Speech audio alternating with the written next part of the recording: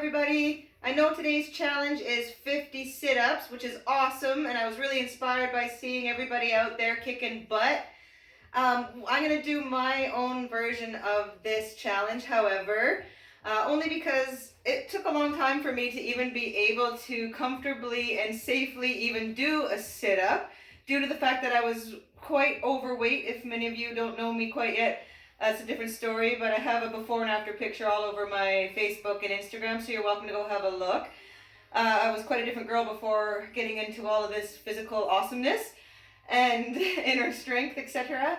So I was injured. I received whiplash injuries to my spine, my ribs, my shoulder, my neck, hips as well. Life was pretty shitty just before I'd gotten into moving and all of this good stuff, and obviously to how much I've progressed into where I am today, being relatively pain-free, having a lot better mobility, range of motion, and everything else. So, on that note, I want to show everybody ways that you can work your core without having to flex your spine. That was my problem or issue in the beginning, where I couldn't train anything like that. That was traumatizing and terrifying to me. I couldn't do it from the pain, let alone the weakness and being overweight on top of it, not having the strength that I've earned like I have now. So I would love to show you some of the ways that I sort of regressed and then obviously started progressing as I went along. And these are safe ways for anybody that has neck pain, maybe finds it hard to do a sit-up because there is some pain that they didn't know was there. I recommend trying these out for your 50 sit-up challenge for the day. You can still work the core without having to just do sit-ups. So here we go. Let me show you some of my favorites. This one's a very straightforward one. It's very simple. We all know and heard of it. It's called the dead bug. And we just lay flat on the ground. And we want to raise up our knees, keeping our core on. We don't want rounding in the low back, so we want a nice solid form on the floor. And so knees all the way up, bent 90-degree angles. And straight up, reach with the arms. And in this one, we're doing opposite arm to opposite leg and doing our pretty much just stretching out and reaching out with each one. So it's going to look something like this. Keeping the core on tight, making sure you're feeling that doing all the work in terms of stabilizing the leg and the arm when they go out. And watch your arms. Try not to let them fall with each arm and move around too much. Keep everything working in unison, and opposite arm, opposite leg. You should feel this in the core really well, and it's safe on the spine and the neck. So if you have any fear or injury or pain and still want to get an ab workout, you can do these. Okay, here we go.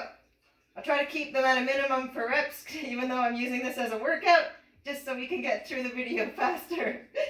And I can show you some relatively good ideas that you can work on at home. Okay, so a bit of a progress to this one is now same position, except this time it's kind of like an active hollow hold is what I learned. So for here, we're just going to reach back with both at the same time. So arms and legs. Try to keep the core on tight, not letting our low back arch, especially as our legs get farther out. If you can't control that when your legs are at its farthest, then only go as far as you can so you can control that core and back. We don't want to see that arch in the back.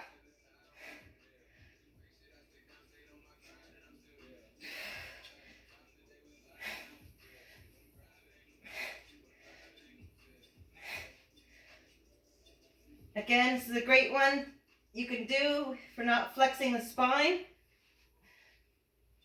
and yet still work the core. Now, if you wanted to step that one up a little bit, you can always grab a weight. I have an 8-pound ball, 8.8 pound, brand new toy to the mix, which I'm happy about. And we want to do the same thing, except holding on to the weight this time.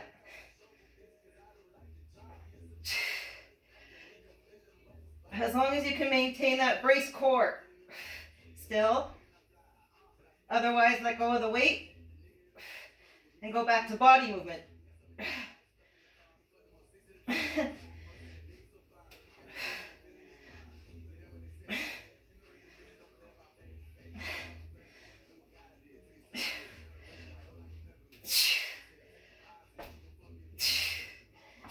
And another variation of that one, if you're just in the end of finishing and trying to do a burn off, fatiguing the muscles, you can just do a hollow hold. So same thing, except this time everything out and hold. 3 to 5 seconds to start. Back, and again.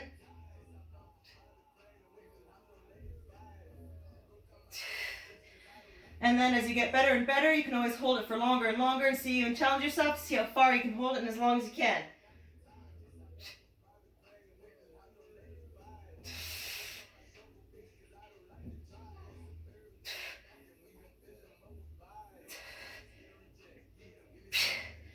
Okay, because I gotta keep rolling, we're gonna go.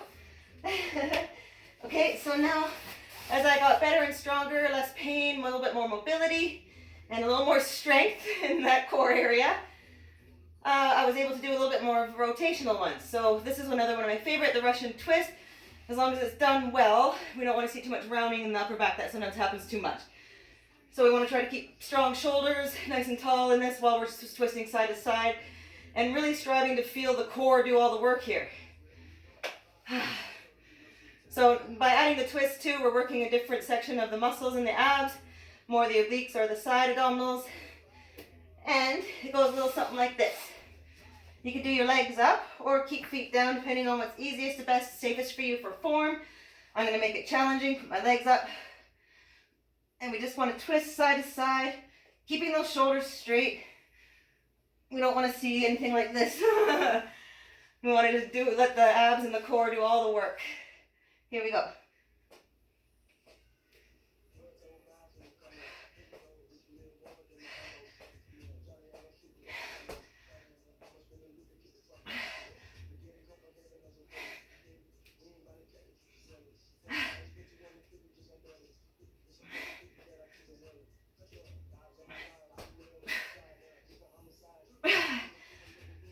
Reset.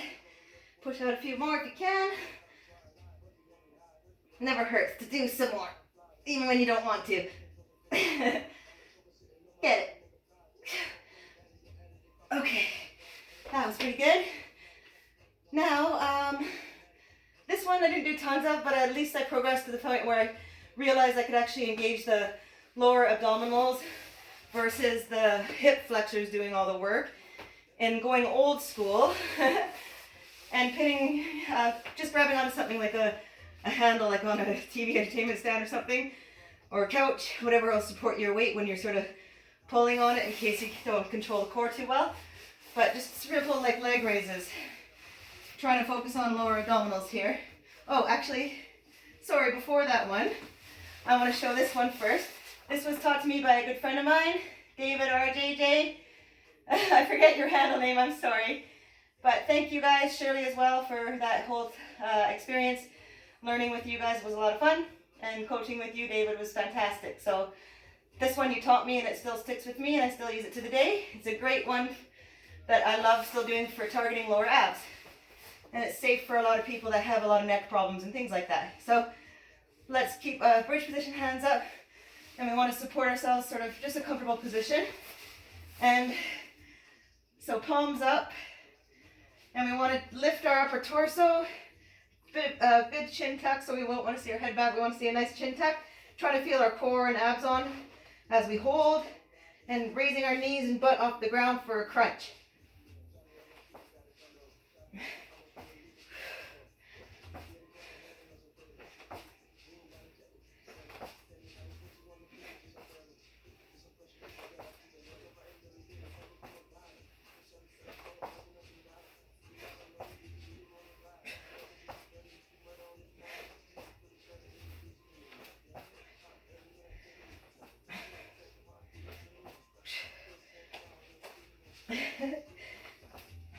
Trying to get a good sweat on out of this. So I'm taking it behind the chair while I'm in the middle. I'm going to do 3 sets of all these at home just to make this my good workout for the day. I hope to inspire somebody else to try the same perhaps. And here we go now into the other one for lower abdominals versus hip flexors. We want to feel that doing all the work here in the abs, especially lower. So hanging on, getting a decent hold. We're not using that to give us all the weight, all the work. We want to let our body do most of it. And I think, oh yeah, legs out, and then straight up into the air, and back down nice and slow. Good control, letting your abs and core do all the work.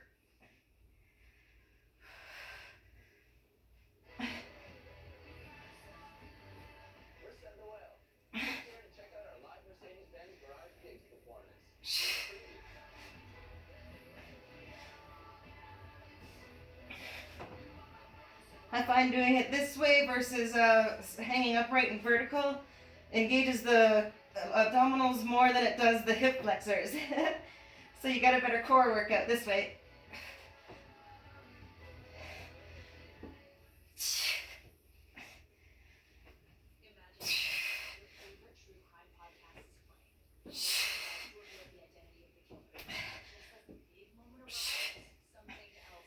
And you don't want to drop your butt back down hard.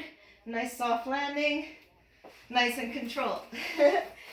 I'm working up a good sweat here, people, and that's fantastic. Okay, so one other favorite that I learned from a really awesome favorite coach of mine, Mr. Chad Benson. You are definitely the man and always inspiring so many of us. Thank you always for your strengths. They are contagious. And now, on that note, of course, it's probably one of the most challenging ones out of the mix as well. But I highly recommend it. It's been great for me. And it's a different spin-off and works a whole lot more than just your abs. So you can either do this with no weight, or I usually choose just a lighter weight. This is 6 pounds. And it's a bridge with a core upper rotation. So I'll show you what it looks like, and hopefully you guys can maintain good form and give it your best shot as well at home. So here we are in a nice bridge position. Comfortable, set the shoulders, make everything look nice. Nice straight line. We just don't want to see any of this, too much of that, and good, everything on. Use the whole body here.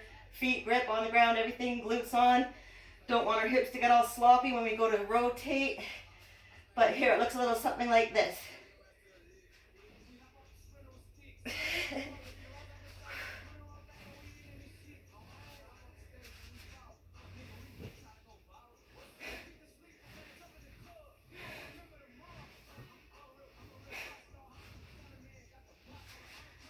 It's not as easy.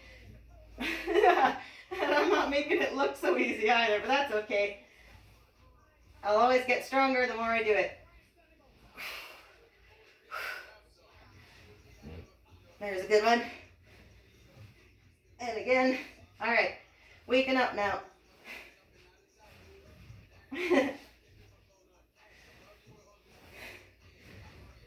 Okay, well, that's my demonstration for tonight.